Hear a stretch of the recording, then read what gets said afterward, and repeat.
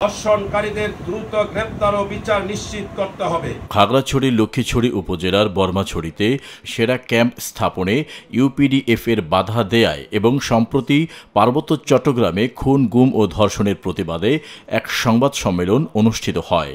মঙ্গলবার সকালে খাগড়াছড়ি প্রেস ক্লাবের সম্মেলন কক্ষে পার্বত্য চট্টগ্রাম নাগরিক পরিষদ খাগড়াছড়ি জেলা শাখার আয়োজনে এ সংবাদ সম্মেলন অনুষ্ঠিত হয়। সেনাবাহিনীর বিরুদ্ধে মিথ্যা প্রচারণা চালানো ব্যক্তিদের আইনের আওতায় আনা হোক। এ সময় বক্তারা বলেন, লক্ষ্মীছড়ি উপজেলার বর্মাছড়ি এলাকায় সেনাবাহিনীর ক্যাম্প স্থাপনে পাহাড়ের আঞ্চলিক সংগঠন ইউপিডিএফ কর্তৃক বাধা প্রদান এবং ধর্মীয় আঘাত এনে বৌদ্ধ মন্দিরের জায়গা বলে দাবি করেন।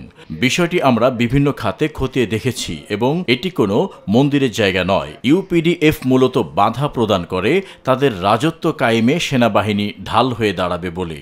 এছাড়াও সাম্প্রতিক সময়ে পার্বত্য চট্টগ্রামে খুন, গুম ও ধর্ষণের প্রতিবাদ জানান বক্তারা। একই সাথে পার্বত্য চট্টগ্রাম থেকে সশস্ত্র সন্ত্রাসী গোষ্ঠীদের হাত থেকে অবৈধ অস্ত্র উদ্ধার করে পাহাড়ের শান্তি ফিরিয়ে আনার দাবি জানানো হয়। যেভাবে তারা থাকতে পারতেছে, রাস্তা হয়ে গেলে তারা সেভাবে চলাচল করতে পারবে না বলেই সেই রাস্তাটা হতে দেয়নি। এ সময় পার্বত্য চট্টগ্রাম নাগরিক পরিষদের কেন্দ্রীয় সাধারণ সম্পাদক, সিনিয়র সহ সভাপতি, সাংগঠনিক সম্পাদক, খাগড়াছড়ি জেলা শাখার সভাপতি, সাধারণ সম্পাদক, সাংগঠনিক সম্পাদক, পার্বত্য চট্টগ্রাম মহিলা পরিষদের কেন্দ্রীয় সভাপতি সহ জেলার নেতৃবৃন্দ উপস্থিত ছিলেন। নিরপেক্ষ, সত্য প্রকাশে আপোষহীন।